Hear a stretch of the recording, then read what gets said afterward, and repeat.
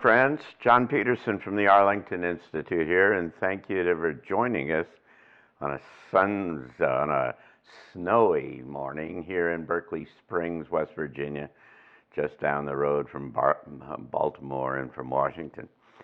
We're doing a Postscript interview today, and our guest is Joni Patry. Hi, Joni. How are you? Hi, John. Thank you for having me. Well, it's great to have you. Joni, you're here in town because you're our guest at Transition Talks tomorrow, and we've got a couple hundred people almost that are all looking forward to what you have to say. And but what we thought we'd do here today is try to just talk a little bit kind of informally about how you work and what astrology is all about. I mean, you're internationally known as an astrologer, and you have been very accurate at the kinds of predictions that you've produced. That's how we first got familiar with you, because starting back before Donald Trump, 2015 or something like that, you were starting to see that Trump was going to get elected. Right. Quite differently than anybody else who was kind of following the polling at the time. And so it's been very interesting to kind of follow you as you go here. And so talk to me a little bit about kind of astrology in general. How does that work? Okay. Well, astrology, as we all know, it's the patterns of the planets in the heavens. And as they relate to each other, they really do cause events globally. And I've studied this for 40 years. And what I've noticed is, well, first of all, everyone wants to know the future. That's why I got into astrology. And you can definitely forecast where the trends are going to go with astrology. But most of all, when I'm looking at an individual's chart, I always chart where the planets are and where they're continuing to move in relationship to their birth chart for when they were born. Because that is like your blueprint of your life, the birth chart. But it's where the planets continue to move relative to that we can make our predictions. Yeah, well, astrology was, as I understand it, kind of like the first science, wasn't it? I mean, I think so. Yeah, I mean, it was before astronomy, for sure. Right. And it was before any kind of medicine, as we understand it. And it continues to be followed and studied because it works, right? At some level. Right. And I'm an electrical engineer, and so when I first got into this and began to think about it, it didn't quite make sense to me. I mean, I could see on one level that it really worked, and that there was some correlation and compatibility with what you see around you, but it was strange. And then I ran into this book. I listened to Robert Becker. Robert Becker is a rather famous guy who wrote this book, Body Electric, which is kind of the basis for a lot of energy medicines and energy therapies. And what Robert Becker said one day at a scientific conference that I was at, he said that everything is electric, the whole universe is electric, and so the planets are electric, and as they relate to the Earth and so on, and as they move, then what it effectively does is change the configuration, the local configuration, on a constant basis, because all of these variables are all moving. And so for the first time, I kind of understood the basic kind of notion that there was this how this interaction kind of worked, and that when somebody's born, that it effectively builds a box that says you operate within this kind of signature. Everybody's got a different box. Does that make sense to you? Well, I find it kind of funny that you use the term box, because most astrologers have the wheel. But I actually use the box because that's Vedic astrology. And let me just say, I started with Western astrology. Okay, tell us the difference. Yeah, so I was a Western astrologer for 20 years. And basically, when you're looking at the angles of the planets, it works. It's great. But to really go deep, to look at the soul of a person, Vedic astrology is far deeper, because it's so mathematical. Now, that comes You from would love India, this. right? Yes, Okay. exactly. Because the most ancient representation of astrology that we find is in the Vedas. So we pretty much named it Vedic astrology. Right, sure. And in the Vedas, it talks about something called the nakshatras. And there's 27 of these nakshatras. What it does is it takes the heavens and divides it up into 27 portions. And each of these portions are relative to the meanings of the fixed stars that are in there. And I love that because it takes into account the stars, not only the planets, because when you're talking about a horoscope and you know a planet's in a particular sign, well, it's also in a nakshatra that the meanings of those stars in that portion are what flavor it. And when I think about the stars, I think about something that's eternal and something that's lasting. Actually, nakshatra means that which never decays. And Vedic astrology is actually exact according to astronomy. Did you know that Western astrology is off by almost a full sign? Huh. And here's another thing that convinced me. Did you know that Edgar Cayce, in one of his trance medium sessions, said that Western astrology was off by almost a full sign?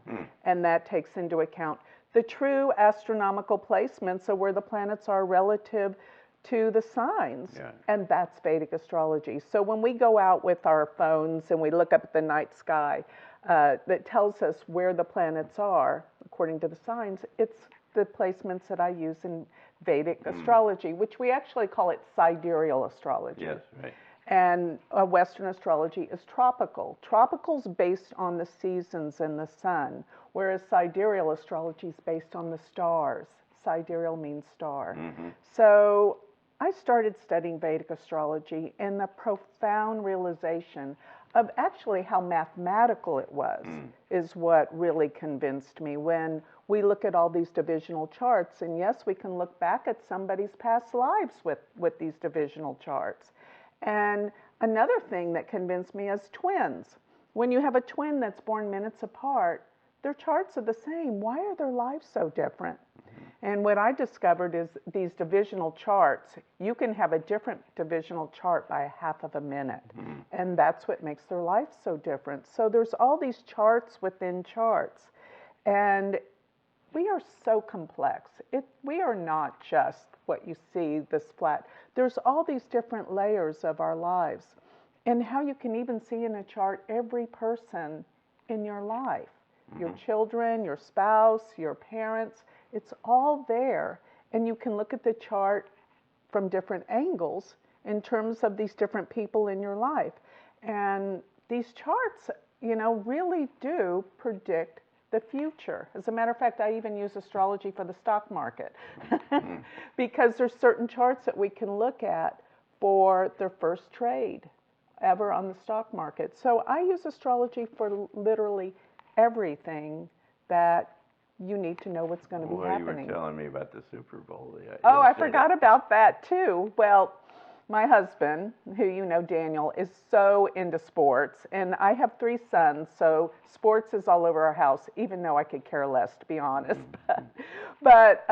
So right before Super Bowl, he comes to me with the charts of the 2 quarterbacks, and he says, "Tell me who's going to win." I looked at it, I said, "Tom Brady, no doubt." He has an aspect, which for those of you that know astrology, Jupiter was exactly opposed to Sun to the degree. This only happens once every 12 years. This is rare.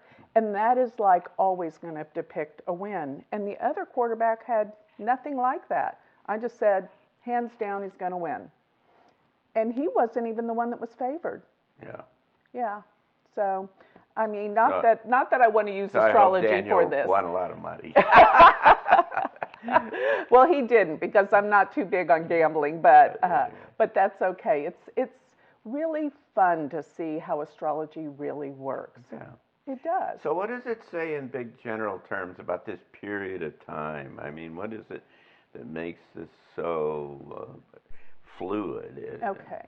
Well, this is the way that I really look at how the future is going to go in terms of the big picture, and that's what I'm going to be talking about tomorrow, is we look at where the outer planets are because they represent generations and they represent the mass consciousness.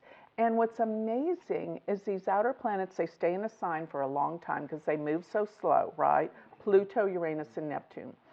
And they really do depict the collective unconsciousness of the world.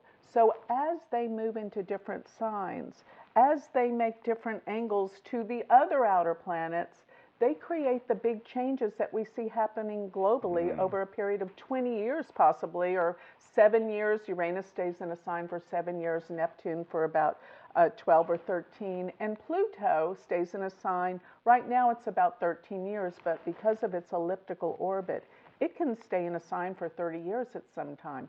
This really does form generations of people. So what is the general characteristics of the outer planets kind of manifest? Because what you're saying is that these are slow, long period kind of cycles. Right. And then as you move in toward the sun, then you get a lot more. Daily activity. Yeah, What's going on a daily basis, or as I call it, the triggers of events.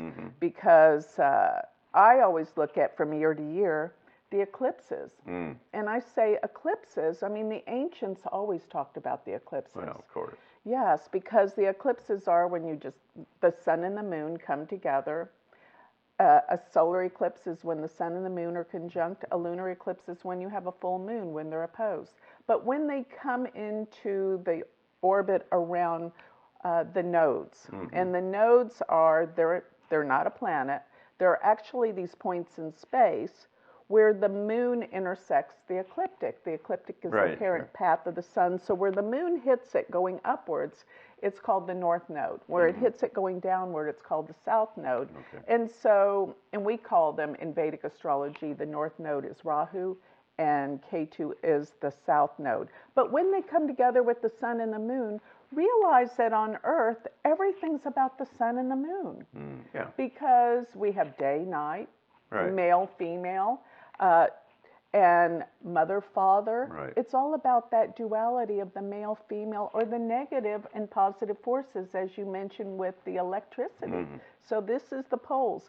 So when you get the sun and the moon coming together with those nodal axes, that's when events are formed. So there's 2 solar eclipses every year. I study those in terms of what each year is going to bring in relationship to what those outer planets are doing, because those outer planets are everything. What do they describe? What did the outer planets kind of describe? So Uranus is all about change, unexpected changes. I see. The rate of change. And whenever those outer planets were discovered, that's what they brought into being on the planet. So Uranus rules electricity. It rules not only electricity, but the revolutionary change of using electronics. That was actually when the cotton gin was invented. So it created the whole revolution of machinery. That's what Uranus did. Neptune is spirituality, but it can also deal with illusion. And when Neptune was discovered, we came into photography. So photography came about at that time in silent movies. And Neptune is very important during this age that we're in right now, because it's going to bring the illusion to the light. The things that we thought were real, we're going to find out are not real. And that's where I always talk about the deception of what's been going on globally throughout the world, what's been kept from us. So how about Pluto? Pluto is massive change. When Pluto was discovered, brought in atomic energy. This was in the 30s, World War II, plus it dealt with all the dictatorship around the world. That's when even the mafias were big time around the 30s. Then we had Stalin, Hitler, Mussolini, all of that. So Pluto rules power. And Pluto just shifted signs, which is a huge big deal astrologically. Now, I am talking about the sidereal zodiac, not tropical Western. But I find this works. I can go back to every time Pluto shifted signs. Let me explain something else. Pluto was conjunct Uranus. Remember Uranus, that's Conjunction was when they come together in the same sign, say very close to one another. And actually, I'm talking about longitude, not latitude. That's another whole thing. Okay. And since you're a scientist, that's why I'm explaining I'm this. not a scientist. I'm Well, an engineer. Okay. Well, you But I'm a kinda- navigator. And Yeah. So I understand Okay. what You understand what I'm saying with the longitude, latitude, because really, when we talk about a conjunction, it's not lined up in latitude, but it is longitude. But when they come together, remember what I said, Uranus is sudden, unexpected changes. It actually rules revolutions and rebelliousness. Whereas Pluto is that dramatic, major explosive stuff, such as atomic energy, dealing with power. So throughout the whole 1960s, they were conjunct. Look at how there was a revolution and so much change went on. And that's so important. And so it's coming back that way now, maybe? It's not conjunct, no, that'll be a long, long time. But the fact that Pluto just shifted into Capricorn, Capricorn is one of what we call the cardinal axes. The cardinal signs are action. Yeah, now the cardinal signs are related to the stars. Yes. Right. Yes. And so that's kind of the fixed background You of this got whole it. thing. And then you get all of this fluctuation within this sector, which is our local time, kind of, right? Yeah. Well, let me explain something else. Why Vedic astrology has different placements than Western astrology. Because it takes into account the movement of the stars. They move. Western astrology does not take slowly, that. But they yes, do. very slowly. I'll explain. So with Western astrology, it's always the same. They look at Aries as the beginning of the zodiac. Right.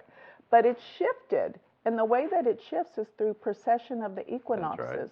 And precession is slowly moving. In other words, the stars are slowly moving backwards. Right. And the stars are pretty much what constitutes what signs we're talking about, or not. But what I love about this is the nakshatras always stay true to the stars. What's that? The nakshatras are the stars.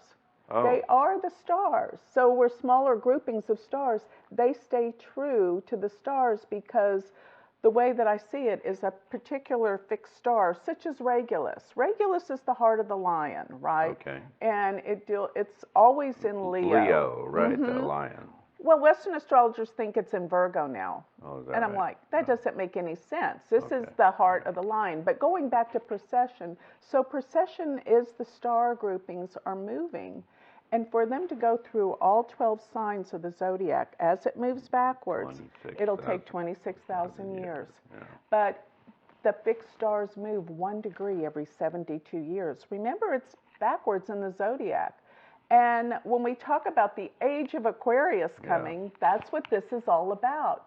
So what does that mean? I know. Age of Aquarius. Okay, so remember that the Western astrologers in the tropical system, nothing moves according to the stars.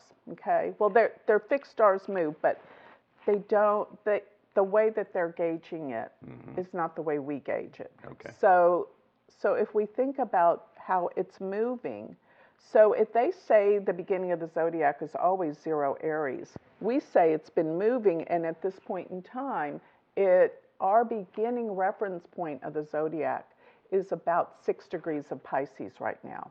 So it's moved 2,000 years ago. How much distance is that from what? Okay, so each sign is 30 degrees. Okay. So if it came from 0 Aries, and remember it follows backwards, so we're going Aries, 29 Pisces, 28 Pisces, all the way down to, 2,000 years ago, the zodiacs lined up. Okay. That was the beginning. Both of them lined up. But because the stars are moving, it separates. So how far off are they in time? And we call this the Aya Nuptia, that the difference is 24 degrees. Which is how much time? So about 2,000 years it's moved. So in another 400 years, we'll be in the age of Aquarius, to give you an idea. Because remember, each degree, we got 6 degrees to go. So they got the song wrong. They got the song wrong. And the 60s and everything. It was hopeful thinking, right? Wow. Yeah, but that was But you think amazing. about it, I always, it's real interesting. I've been asked to go speak to some high school schools about what astrology is. Right. And they were actually Christian schools. Right. So I always tell them, I say, 2,000 years ago is when, the beginning of the zodiac was right there, and it shifted to 29 degrees of Pisces. And I always ask them, now what happened 2,000 years ago? Right. And I said, aren't we in a Christian school? Yeah, right. And they always say, the birth of Christ. And you think about the age of Pisces began, and the age of Pisces is all about, all the churches were built, all the religions. Think about the symbol for Pisces. I know, what does it mean? It's a fish. A fish. And So, when you think about the so fish, what? the symbols for Christianity. Yeah, right. So my point is they use all of this interrelates. So this is all kind of fishy. Did you know that the Vatican has a bigger astrological archive of books than any place in the world? All right. Wow. Yeah. So anyway, Well, I think know a that's lot interesting. Of stuff they're not telling us. I know. They're keeping these secrets. And Neptune is affiliated with Pisces too. So this is the time we can't see the truth Yeah. until we reach the age of Aquarius, which is quite some So we time. got to wait 2,000 years? No, not at all. How but long do we have to wait? I think it's coming out now, and that's what Well, I'm you going to told me it was 2,000 years off. I know, no, but I'm saying Neptune is bringing in, by its placements right now, here's something very interesting. In the year of 2022 to 2023, Neptune's going to be in Pisces, which when Neptune changes signs, this is going to change our awareness and the illusion. And there's so much that's being hidden. In what way? What do you think? I mean, what does that mean? Well, it's coming out now. Uh-huh. You and I both know. We've been conversing. There's so much that's coming out. It's just people don't want to believe it because they're afraid of it. So is there, I mean, if you conventionally kind of looked at this, you could look around and you'd say everything's coming unglued, right? Yeah. All of these traditional legacy kind of systems and relationships are all collapsing or imploding or coming apart or blowing up or whatever it turns in, whatever kind of imagery that you want to use. And from a futurist point of view, what you would look at and say, well, then there's an emergence of a new world that is going to come out of the back end of that because it's going to reconfigure itself in a new kind of way. I mean, is there anything in Vedic astrology that says it talks about the emergence of a new world?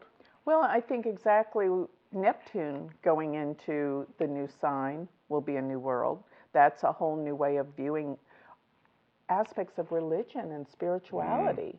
That's what's really going to change when Neptune shifts. What's that mean about the future religion? Well, I mean, let me put it this way. If we find out, which I think we're going to find out a lot in the next couple of years, that there is alien life form. Oh, of course. Yeah. What is that going to do to religion? Well, it's going to do the same thing. It's not going to blow up religion the same way. It's going to mess with all kinds of history and science and on and on and on. I mean, it's not necessarily going to blow it up, but it's going to call it into question, all of these things. I know.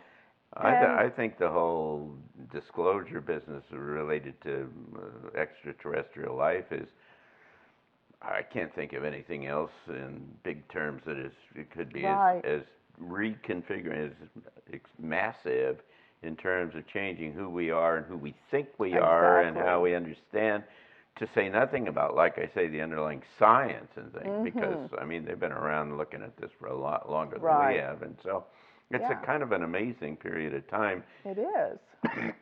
Excuse me, no matter how you kind of look at it. Well, I think the reason why we're here on the planet at this point in time is because this is the unveiling of the truth. Yeah. It's coming, but I don't think most of the planet's ready for it. Well, how do they I mean, when do you think they will be, or how does that work? Well, you don't think they rise to the occasion? What happens? You know, the way humans are, their reality is what they believe. Of course. And even though they have the facts, they still don't believe a certain way. A lot of them. You're right. You're right about that. That's what I'm seeing.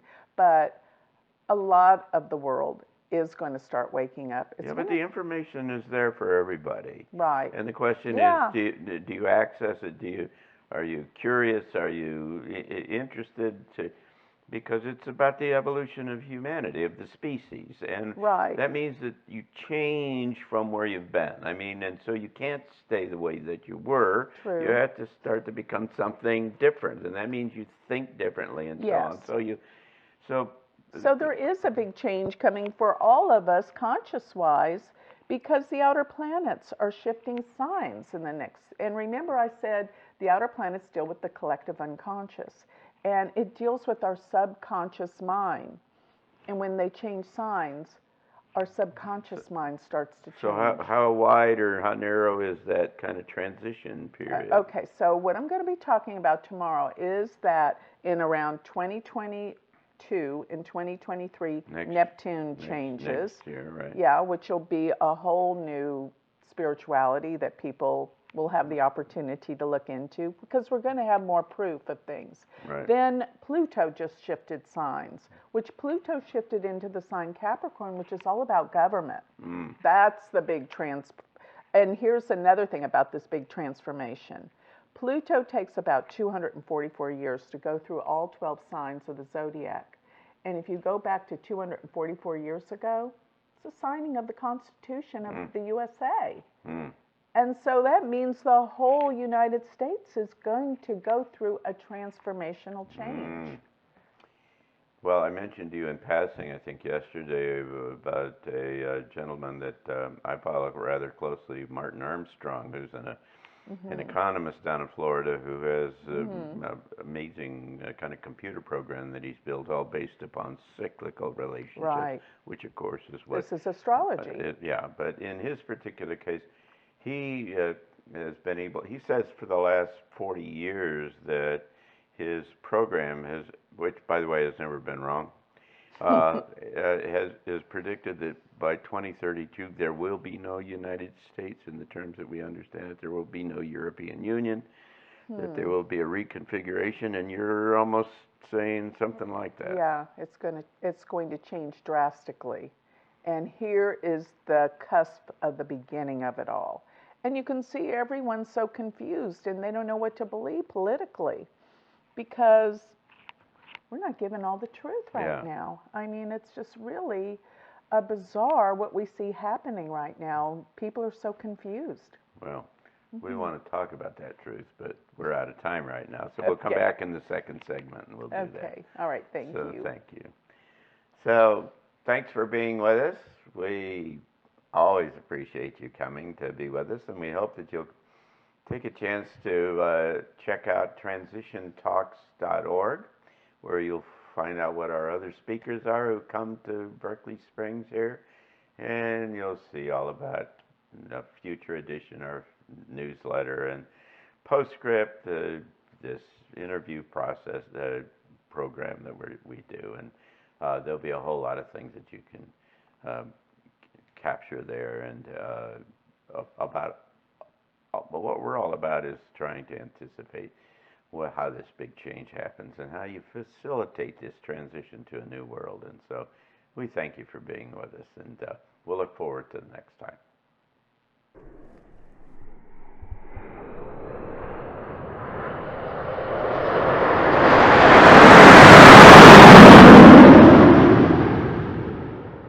Hi, and welcome back. It's John Peterson from the Arlington Institute, and we've caught you here in a Postscript interview where our guest is Joni Patry, the noted, internationally known Vedic astrologer. And what we've been talking about is some marvelous kind of things about the future that's coming up in this time of amazing kind of change and upheaval. So it's great to have you with us here in Berkeley Springs. My pleasure.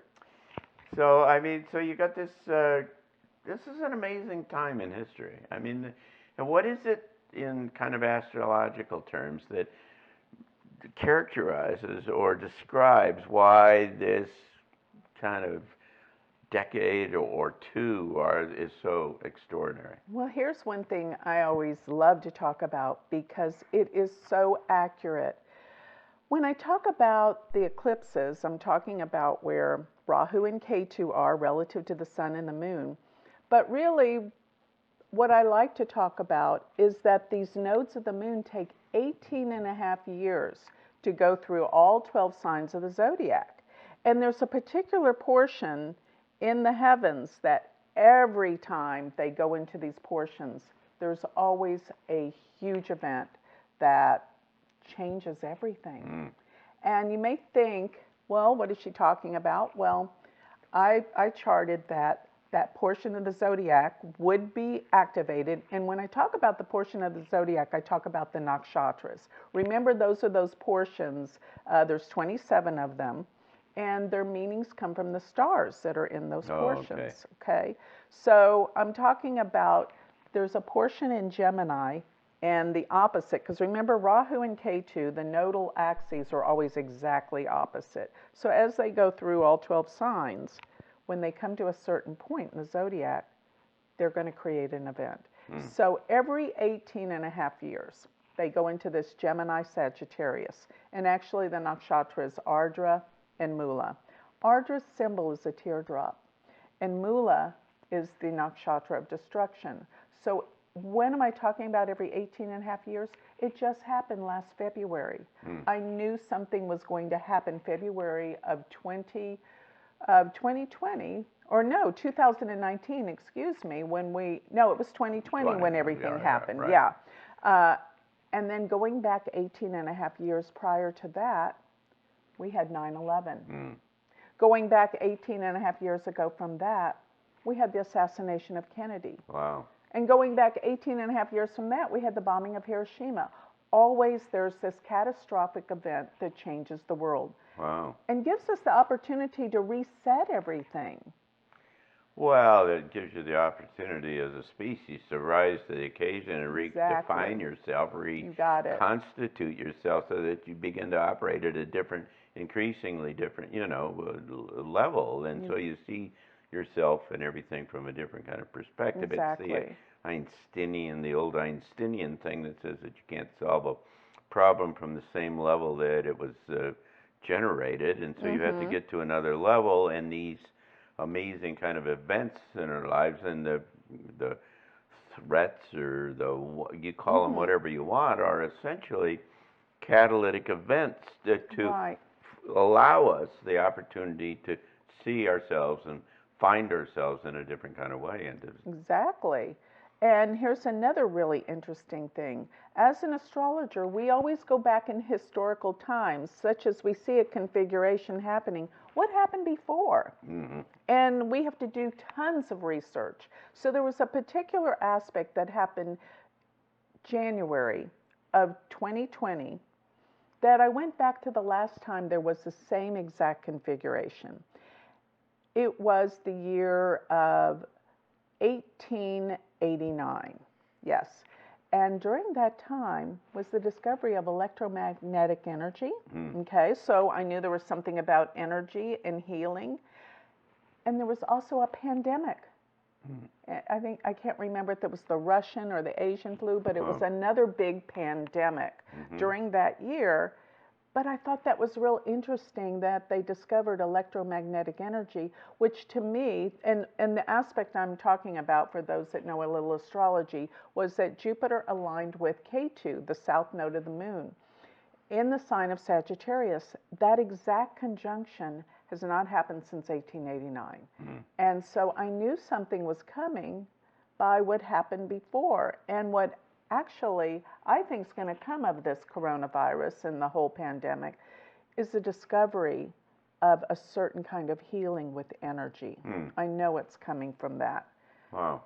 So how long is the transition? Do you have any ideas about what's at the end of the transition and what's in the, how long this transition? Yes, because always we have the opportunity for growth. Always. And I don't think that things are always predestined, because we have free will. Yep. Right. So I said to everyone, this whole pandemic is an opportunity to bring ourselves together, because that's what really it's all about. I don't think it worked, though. I think it pretty much separated us more. And I have to tell you, John, I think there's another event coming, because there has to be something to bring us together. Well, you have to hit the threshold that reconfigure it. I've always said that these big kind of threats to the system, if they're not big enough, what you do is you go back to the way you used to do it before. Yeah, that's a good. And there is a threshold that you have to at least reach or go over that reconfigures the way people think and the way they understand things, such that that they see themselves different. There's another threshold up above that is so great that it collapses the whole system, and you don't want to go that high, but you need a kind of a force, a threat to the system enough that it kind of brings everybody to a stop and says, hey, we don't want to do that anymore. Yeah, yeah. And so a lot of this, for people that are aware and conscious, they can see what happened before in these different cyclic patterns and think outside the box to change your life and change yourself, because the only thing we have control over is ourselves. Right. And when we do change ourselves, it is a reflection out there. Because if we change ourselves, well, whatever within us will always be mirrored back to us. So people that have anger and resentments, guess what keeps coming to them? And they blame the outside world, like, oh no, I'm not the reason, they are the reason. So how long is this transition going to be? I mean, how long? Okay, well, I think we're going to really start waking up when Neptune moves into Pisces, which actually comes April. The very first transit of it in there will be April of 2022. Okay. It's going to go back and forth. So we're going to go back and forth somewhat, but it's going to come together with Jupiter. And that's amazing. Jupiter expands everything it's next to, so it expands this opportunity for spiritual growth on the deepest level. But some people will be deluded, because remember I said Neptune can be illusions. And really Neptune is that picture of illusions. And what I always remind myself of when things get really crazy, it's all a dream. I know that sounds outrageous. Right. No, I agree. Okay. Or a play, or whatever. And that's Neptune. It's what it's all about. It's going to go into one of the most powerful signs, Pisces, because it's affiliated with Pisces. So it becomes stronger, this ability and opportunity for us to go more of a spiritual path and a realization of the truth. That's what we're going to have the opportunity. Remember, Neptune's going to be in this sign for about 13 years, maybe 14. So it's like nothing happens right away. So this decade is kind of seminal in terms of... So you're going to see there's a trend. People start to wake up. And slowly but surely, over this course in time, they will become awakened. Things are going to change faster and more dramatically than we can imagine. So when are the aliens going to show up? I think that this is going to happen when planet Uranus comes together with Rahu and Jupiter. This will probably be 2023. They're here. I think we're going to get a lot of information. But when it's really... kind of solidifies and it becomes apparent. Yeah. Wow. Yeah, so I have a lot of dates and times for this. It's 2 years, effectively, kind of 2 years, 2.5 years from now. Yeah. Which is like I said in the first segment, is the biggest kind of event that you because you see, Uranus is outer space. It even rules astrology, for that matter. So it rules everything to do with space, time, and of course, the way we start traveling in space is going to change. But it's going to come together in a nakshatra that represents breakthroughs, major breakthroughs. So what does your brand of astrology say about climate change? Yeah, well, there's going to be a lot of that going on. But like what? I think it's more, here's what I think. Okay. I think it has a lot to do with the emotions of the people. They have an effect on the climate. Of course. And there's so much anger and fear. That's creating the climate changes. So we're having more earthquakes. We're having more tsunamis. Some of it comes from changes on the sun, but I agree with you that we play. As a humankind, we... If we go back to what I talked about in the last segment about the fact that it's all electric, it's an electric world, the universe that we live in, then Mm-hmm. everything is electric, and that means your thoughts, your Right. personality, it's all electrical configurations Right. of one sort or another. Well, And the way human beings then interface with the planet is an electrical exactly. relationship. And so as the what as you know, you could make the argument that if we ever get to the place where we've got love and peace and things like that, the climate is just going to be wonderful. Exactly. And You got it. That's exactly what I believe. So the planets affect human emotion as well, Mhm. because in Vedic astrology we call the planets grahas, which means to take hold of us. Mhm. So these energy and these patterns create emotion on the planet. But as I said before, we do have the opportunity to change ourselves. Mhm. But many people are just going to be influenced, and the planets take hold, and all of these cycles will represent the big climate changes, the big changes that are going to happen in the banking systems and every system of the world. See, each planet rules something, whether it's money, society, even your brothers and sisters. Every planet has its relationship in your life, and the mass consciousness. Mhm. It's a lot to take in. So if you were to describe in general the next 5 years, how would you describe that? The biggest change are going to happen than what we've seen before. And our movement to new technologies is going to change our perception of the world. Technology is going to change dramatically. You think we're technologically advanced right now? Wait and see where we're going in the next 5 years. And I also believe that it's going to have an effect on how we heal the body. Remember, I said about the electromagnetic energy? We're going to know how to work better with the energy. Yeah. And that's huge. So, yeah, I mean, and governments all have to change Tell me about it. because, yeah, No, I mean, it's tell on me the about it. old way of Tell me how it's operating. going to change. What's going to happen? There's going to be, first of all, a realization of the corruption that's been going on worldwide. Mhm. It's been massive. I know. And we're going to start seeing who's really in control of all of this. Is there any kind of notion about how people govern themselves at the back end of this whole transition? Is there any indications from? Well, I think first of all, there's the confusion, and I think anytime there's a big change, well, I know there's always confusion because Mhm. people don't know how to operate in this big change of awareness. First, I thought this way, and all of a sudden now I'm being taught everything I knew before was wrong. There's confusion in that. People are, and then I Yeah. see the fear, and the fear controls the planet. Yeah. But we have to understand, really, all of us have that divine essence within us, and it's hard to imagine, and it's hard to focus in on this when there's so much fear and anger out there. But the only way is love, to go Yeah. within and to practice that, because that's how we're going to heal the planet. And but but yeah. for the most part, it's going to blow up. I don't mean literally, No, but no, I understand. emotionally. Just reconfigure. Reconfigure is a better stuff. word. Yeah. Hmm. So why isn't the sun an active element in all of this? It is. Why do you say it's not? Because you haven't talked about the sun. You talk about planets and stars, but not the The sun. sun is one of the planets and stars that we use. As a matter of fact, the sun is you. It's your life force. It's your Atma, as we call it.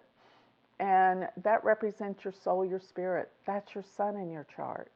The moon is your emotional body. Does that change? No, that's who you are. But of course, everything changes, nothing's fixed. But I think we're actually rediscovering who we really are by looking at our planets. When you see where they are, this is the potential, because there's always a negative and a positive. So you have the opportunity to come from the positive, higher level of awareness of these planetary energies, or the lower. And we have a choice all the time. Mm-hmm. And each planet represents something in your life very specifically. But is there enough granularity in Vedic astrology to be able to say that at nighttime things are different than daytime because the sun is in a different Oh, position? yeah, absolutely. As a matter of fact, sometimes we look at charts in terms of a nighttime chart compared to a daytime chart because of that. In male and female, all of that is relative to nighttime, daytime, sun, moon, but they're the most important So things. what are the characteristics of the inner planets? Okay, so the sun is your spirit, your life force. Okay. The moon is your emotional body. Hmm. And that's huge. Even though it may not be real? Well, it's your mind. Actually, moon translates to manas, the mind. Right. And so when we look at the moon, you can see whether someone's mind is sometimes unbalanced or sometimes not right. So that's the moon. But it's always our emotional body, okay? And that's a big deal. This can make us ill, remember. A lot of disease is very much emotional. And so the sun and the moon, even their aspect at your time of birth, whether you were born under a new moon, a full moon, all of that is really important. Oh, really? And the moon is actually the most important planet in a Vedic chart. We base so much. But anyway. Okay, I know, and neither is the sun. But then Mercury is our intelligence, how we communicate. And it deals with. So that should change quickly. It does. Often. It does. How does that work? And you know, when we talk about Mercury retrograde, Well, yeah, I know, but everything goes haywire. Well, I know, but why is that intelligence? Why does it? Because it's how we connect.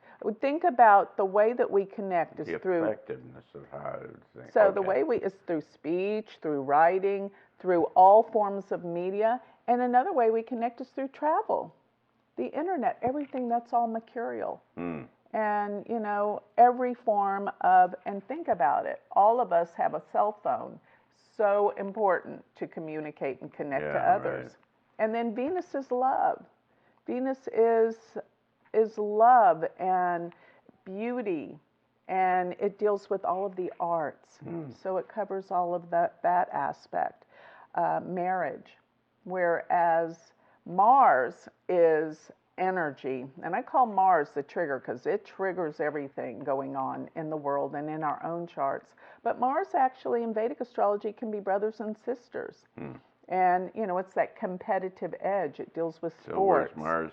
What's happening to Mars in the next 5 years? Oh my gosh, Mars is always the trigger that makes everything happen. As a matter of fact, you're going to see some major events happening. I'm going to talk about that tomorrow in detail. But when Mars goes into Taurus, which will be February 22nd through April 13th, it's going to be next year.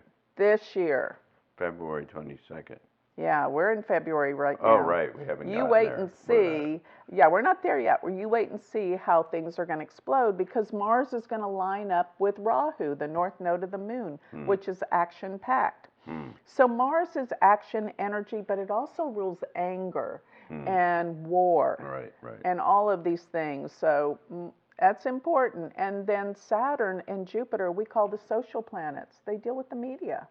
They deal with, not the media, I mean, they deal with how we interrelate financially, the financial markets, and that's the social part of it. So Jupiter is expansion, while Saturn's contraction, and they've been together. What's that mean? They negate each other? Or? No, in Vedic astrology, they empower each other, which is, you'd think they negate each other. I would think that too, and I actually thought that before with Western astrology. But when they come together, they empower each other. And so I predicted, last year I said, we're going to see the stock market rally and be in an all-time high because they rule the economy and they're together. I went back to the last time they were together in Capricorn, and the economy was fantastic. It was 1961, the last time that they were together in Capricorn. But there were some other things that happened in 1961. That was when President Kennedy came into office, and I think there's going to be some similarities to come concerning that. So what happens in the United States for the next 4 years? Lots of change. Lots and lots of change. I actually think we're under the precursor of war. Things are, and it may not be war as we used to see it, but there is definitely war going on. Yeah, conflict probably. Economic and Absolutely. and cyber and so on, rather than kinetic You bet. bombs and such. Yeah. So what do you think is most important for anyone, all of the rest of us, and anyone watching this video? For how do you prepare for and deal with all of this? That's what's so great about astrology. It gives you the ability to prepare. And I often told everyone right before this virus hit in February of 2020, I prepared and I warned everyone. I said, there's going to be an event that will change the world forever.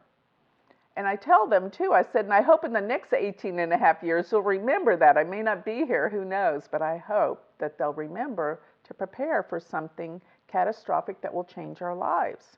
But it's always an opportunity for growth. We have to know that when things get difficult, that's the opportunity. That's when it's the best time to grow. As a matter of fact, with this lockdown, I wrote 3 books. I mean, what is it good for? You know, Yeah, and sure. and look at it individually. We all have different charts, and there's certain things that it's good for all of us during certain times, and we just have to prepare and know what it's good for and how we can better ourselves, because hardship gives us opportunities for growth. Right.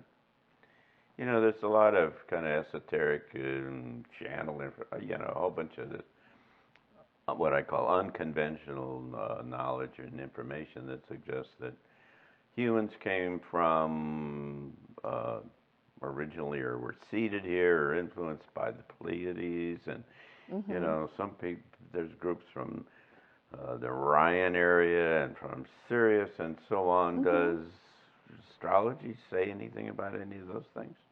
Well, I think just the fact that we're going to have more awareness about their existence here. But the way that I look at it, if you live on another planet, your whole makeup may be different. Sure. Because you may have 2 moons, which would mean something different. Their solar system is different. Yeah. And I was telling you before, I love this concept that astrology, as we have our solar system, we also have our solar system within us, because those chakras are relative to the different planets in our body, and it's lined up the same way that our solar system is, such as the root chakra is Saturn, the reproductive is Jupiter, the solar plexus is Mars, Venus is the heart, which is love, Mercury's the throat chakra, which deals with communications, and we have the sun and the moon, and then the outer planets are the collective. So I think it's so beautiful to consider that that's how it works.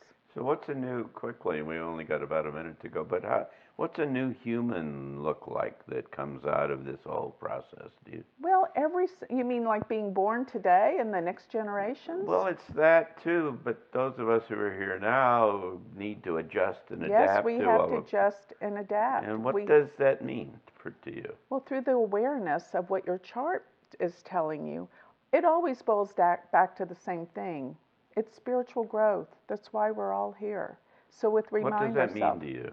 What does it mean to me to become aware of who we really are? We're all one. We're all connected. We came here to heal each other through the power of love. I know that sounds, out there, but it is really a reality. It is Valentine's Day, so I love that. Good point. But it is really about that. And every time I remind myself of these things, the fear and the anger go away. And that's what we have to contend with now. That's our opportunity for growth right now, to heal the anger and fear that's prevalent in our society and world. That's great. That's a perfect way to end this delightful conversation. Thank you so much for being with us. And thank you for being with us. It's fun to have you all with us, to participate in these delightful kind of conversations, and they happen on an episodic basis here at Postscript and at the Arlington Institute, and we hope that you'll take a look at our website. arlingtoninstitute.org or transitiontalks.org, and you can get complete information about the upcoming series of speakers that we have coming out here to Berkeley Springs, West Virginia. So thank you so much, and we'll see you the next time.